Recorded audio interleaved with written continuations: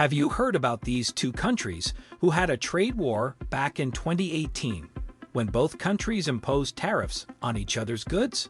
Who has fought countless, accusing the other country of initially covering up the COVID outbreak? On the surface, it can be perceived that the two countries which we're going to discuss are all but tension and anger, but it's actually a roller coaster ride. The relationship between China and the U.S. is a bit like a long-running soap opera, full of drama, tension, and occasional moments of heartwarming connection. And this is what we are going to discuss now, with the help of Janet Yellen, an economist who became the chair of the Federal Reserve, that will discuss the previous and current state of the U.S. China economic relationship. Buckle up and let's get started. It all started back in 1979, when the U.S. established full diplomatic relations with the People's Republic of China. That was around the time I was born, but I swear it wasn't me who caused all the problems between these two countries. Well, kidding aside, one interesting thing about this relationship is that Johns Hopkins University and Nanyang University have been partners since the mid-80s. According to Janet Yellen, they established the Hopkins Nanyang Center, which was one of the first Western academic programs in modern China. And as someone who went to college in the U.S., I can tell you that partnering with a university in China sounds like a recipe for some pretty wild parties. But let's get serious for a moment. Despite all the tension between these two countries, the students on the Hopkins campus serve as a reminder of the respect that the American and Chinese people have for each other. And honestly, that's pretty impressive considering how different our cultures can be. For example, in China, it's not uncommon to see people eating scorpions or other bugs as a snack. Meanwhile, in the US, we're still debating whether pineapple belongs on pizza. Going back, in the 1970s, the US relationship with China was defined by gradual normalization. It was seen as how President Nixon made his famous journey to China in 1972, which probably would have made for a great reality show if they had that back then. Since then, China has become a major player in the global economy. Its development was supported by assistance from the World Bank and other international economic institutions, and the U.S. Congress, and the successive administrations played a major role in supporting China's integration into global markets. But recently, they've been shifting away from market reforms and towards a more state-driven approach. That's a fancy way of saying they're not playing by the rules, and they're making it hard for their neighbors and other countries around the world. This has come as China is striking a more confrontational posture toward the United States allies and partners, not only in the Indo-Pacific, but also in Europe and other regions. And this is where everything got critical. The current state of the world is like a game of Jenga, with the bricks of global politics, economics, and the environment precariously stacked. One wrong move, and everything could come tumbling down.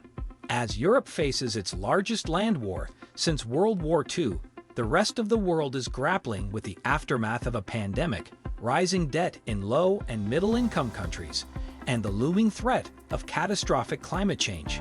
But despite these challenges, the United States is charging ahead with confidence in its long-term economic strength. According to Janet Yellen, the United States proceeds with confidence in its long-term economic strength. We remain the largest and most dynamic economy in the world. We also remain firm in our conviction to defend our values and national security. And the U.S. is not just flexing its economic muscles. It's also standing firm in its commitment to defending its values and national security. Of course, that doesn't mean the U.S. isn't open to working constructively with other nations, particularly China, to tackle the tough issues facing the world. The U.S. is firm in their conviction to defend the values and national security. Within that context, it seeks a constructive and fair economic relationship with China. Yellen has emphasized the three principal objectives of the U.S. economic approach to China.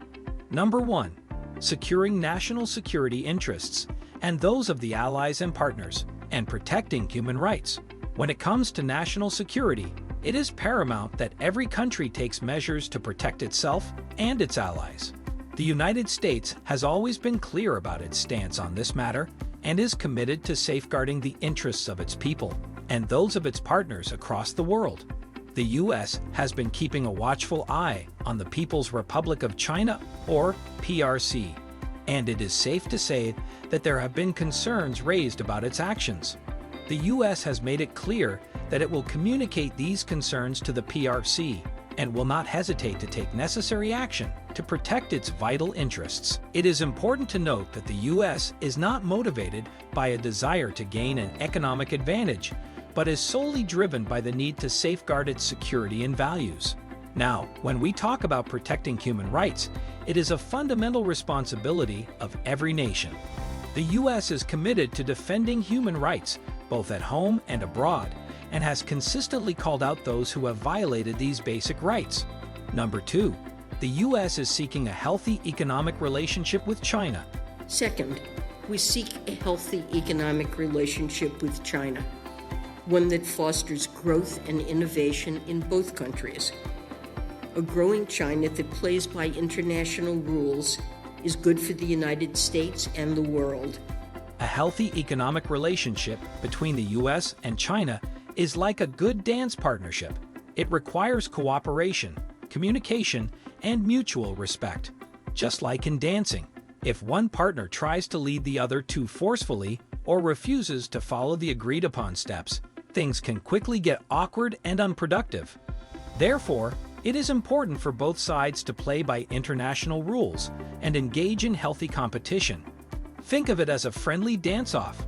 Both parties can showcase their unique moves and style, but it's important to maintain fairness and respect for each other's abilities. Of course, sometimes things can get a little competitive, and that's where allies come in. Just like having a dance crew to back you up, the U.S. can partner with its allies to respond to any unfair economic practices of other countries. Together, they can support an open, fair, and rules-based global economic order where everyone gets a fair shot at showing off their moves.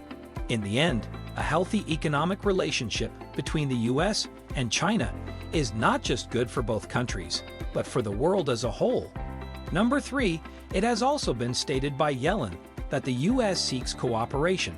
Since the meeting between Presidents Biden and Xi, there has been a renewed effort to enhance communication between China and the U.S. on critical global challenges. Cooperation on issues such as the macroeconomy, climate change, and debt distress have been identified as areas of common interest. However, it is essential that China follows through on its promises to work with the U.S. on these issues, not as a favor, but as an obligation to the world. Climate change is one of the most pressing global challenges, and both the U.S. and China are major contributors to greenhouse gas emissions. China is the world's largest emitter of greenhouse gases, and the U.S. is the second largest emitter. Cooperation between the two countries is essential in the fight against climate change. Both countries have made commitments to reduce their carbon emissions, with China pledging to reach carbon neutrality by 2060, and the U.S. aiming to achieve net zero emissions by 2050. As the world progresses and economies evolve, it's important for countries to recognize the value of close partnerships with allies in order to achieve mutual economic benefits. The United States, under President Biden's leadership, is committed to rebuilding and strengthening relationships with countries in every region of the world, including the Indo-Pacific. Despite any perceived economic threats, the United States recognizes that China's growth can also benefit the global economy. While there are certainly challenges ahead, healthy economic competition can ultimately lead to positive growth for both countries. As the saying goes, a rising tide lifts all boats. What do you think about this topic? Let me know in the comments section below. Please like, share, and subscribe to this channel. I'll see you in the next video.